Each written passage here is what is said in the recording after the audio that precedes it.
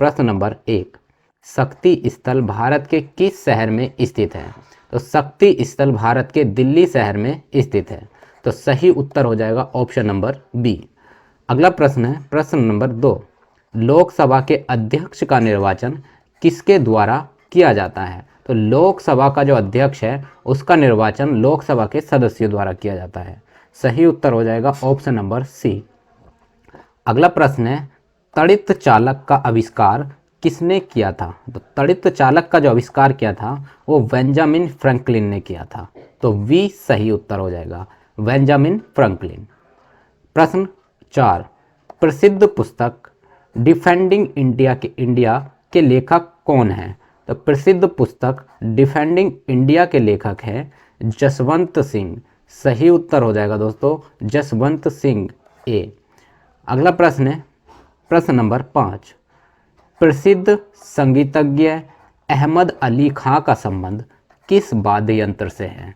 तो अहमद अली खां का जो संबंध है वो सरोद वादक से है, यानी सरोद संगीत यंत्र से है। तो सही उत्तर हो जाएगा ऑप्शन नंबर सी।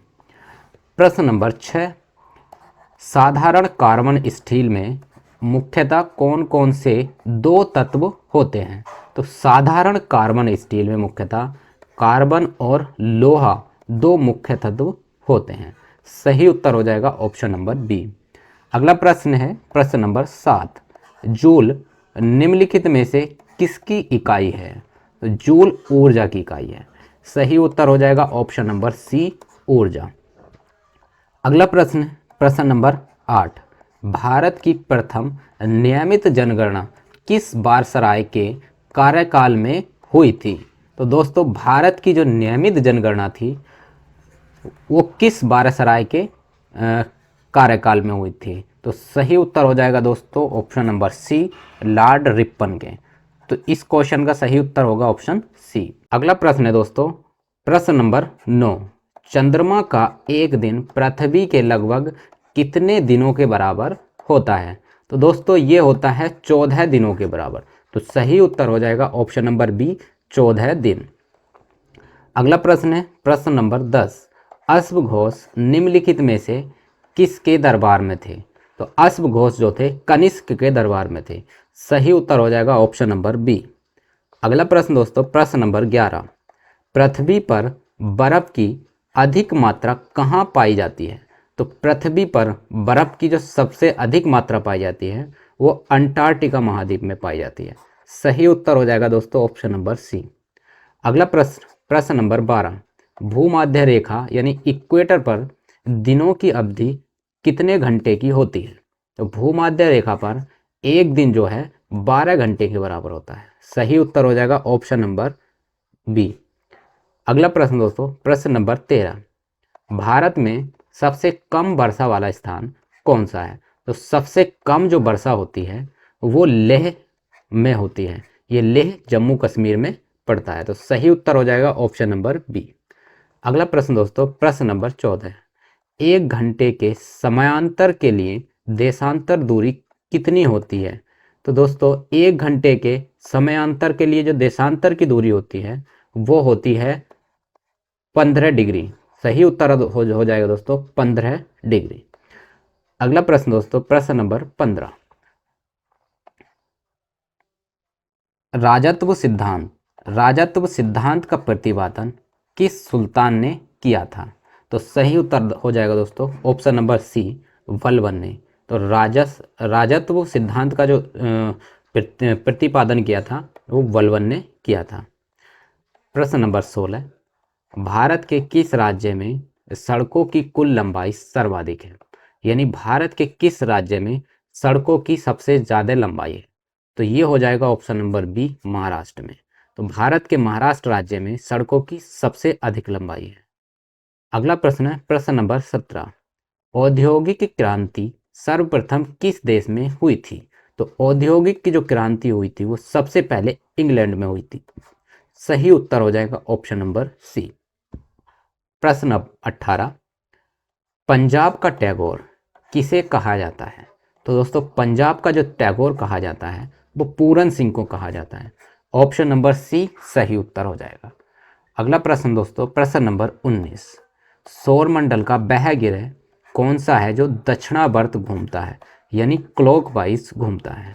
तो ये एकमात्र ऐसा ग्रह है शुक्र जो दक्षिणावर्त घूमता है। तो सही उत्तर हो जाएगा ऑप्शन नंबर बी।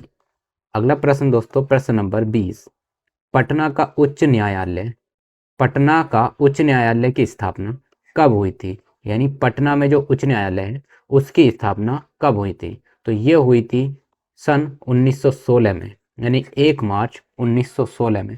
सही उत्तर हो जाएगा ऑप्शन नंबर बी। अगला प्रश्न है दोस्तों, प्रश्न नंबर 21, जापान का राष्ट्रीय पशु क्या है? तो जापान का राष्ट्रीय पशु है दोस्तों आइबिस। तो आइबिस जापान का राष्ट्रीय पशु है। अगला प्रश्न नंबर 22, भारत में पंचवर्षीय योजना की शुरुआत किसके काल में हुई थी? तो भारत में पंचवर्षीय योजना की जो शुरुआत हुई थी वो पंडित जवाहरलाल नेहरू के शासनकाल में हुई थी। तो सही उत्तर हो जाएगा option number B, Pandit Jawaharlal Nehru. अगला प्रश्न है प्रश्न नंबर 23, मणिपुर राज्य का राजकीय पशु क्या है? तो मणिपुर राज्य का जो राजकीय पशु है वो है दोस्तों थामिन मृग। क्या हो जाएगा दोस्तों? थामिन मृग। बी सही उत्तर हो जाएगा। अगला प्रश्न है प्रश्न नंबर 24, भारत संयुक्त राष्ट्र संघ यानी यूएनओ का सदस्य किस वर्ष बना? तो यूएनओ का जो सदस्य बना था भारत, वो बना था 1945 में। तो सही उत्तर हो जाएगा ऑप्शन नंबर ए 1945। प्रश्न नंबर 25, मनुष्य के पेशाब में मुख्य रूप से क्या पाया जाता है? तो मनुष्य के जो पेशाब है उसमें मुख्य रूप से यूरिया पाया जाता है। सही उत्तर हो जाएगा ऑप्शन नंबर बी, यूरिया। अगला प्रश्न है दोस्तों, प्रश्न नंबर 26, टाइलिन एंजाइम शरीर के किस हिस्से में पाया जाता है? तो टाइलिन एंजाइम शरीर के किस हिस्से में पाया जाता है? तो ये पाया जाता है लार में। सही उत्तर हो जाएगा ऑप्शन नंबर बी, लार। अगला प्रश्न दोस्तों, प्रश्न नंबर 27, भारतीय परमाणु ऊर्जा आयोग के प्रथम अध्यक्ष कौन थे? तो भारतीय परमाणु ऊर्जा आयोग के जो प्रथम अध्यक्ष थे वो थे डॉक्टर एच.जे. भाभा। तो सही उत्तर हो जाएगा ऑप्शन नंबर बी, एच.जे. भाभा। अगला प्रश्न है दोस्तों, प्रश्न नंबर 28, स्वतंत्र भारत के प्रथम फील्ड मार्शल कौन थे? तो स्वतंत्र भारत के जो प्रथम फील्ड मार्शल थे वो थे जनरल मानेकशॉ। तो सही उत्तर हो जाएगा option number B, general Manekshaw. अगला प्रश्न है दोस्तों, प्रश्न नंबर 29, विद्रोही कवि किसे कहा जाता है? दोस्तों विद्रोही कवि किसे कहा जाता है? तो सही उत्तर हो जाएगा ऑप्शन नंबर ए, काजी नजरुल इस्लाम को। नजरुल इस्लाम को। तो सही उत्तर हो जाएगा ऑप्शन नंबर ए, काजी नजरुल इस्लाम को विद्रोही कवि कहा जाता है। अगला प्रश्न है प्रश्न नंबर 30, साभर लवण झील किस राज्य में स्थित है? तो दोस्तों साभर और लवण झील जो है वो राजस्थान राज्य में स्थित है। तो सही उत्तर हो जाएगा ऑप्शन नंबर सी। अगला प्रश्न है प्रश्न नंबर 31, सीडो का संबंध किस क्षेत्र से है? दोस्तों सीडो का जो संबंध है वो लघु क्षेत्र से है। तो सही उत्तर हो जाएगा लघु क्षेत्र। अगला प्रश्न दोस्तों, प्रश्न नंबर 32, ऐतिहासिक नारमेडी बीच ऐतिहासिक नारमेडी बीच कहाँ स्थित है? तो ये स्थित है दोस्तों फ्रांस में। तो सही उत्तर हो जाएगा ऑप्शन नंबर बी, फ्रांस में। अगला प्रश्न है प्रश्न नंबर 33, सुअर के मांस को क्या कहा जाता है? सुअर के मांस को पोर्क कहा जाता है। तो सही उत्तर हो जाएगा ऑप्शन नंबर सी, पोर्क। प्रश्न नंबर 34, केंद्रीय वनस्पति अनुसंधान संस्थान कहाँ स्थित है? दोस्तों केंद्रीय वनस्पति अनुसंधान संस्थान लखनऊ में स्थित है। तो सही उत्तर हो जाएगा ऑप्शन नंबर सी, लखनऊ।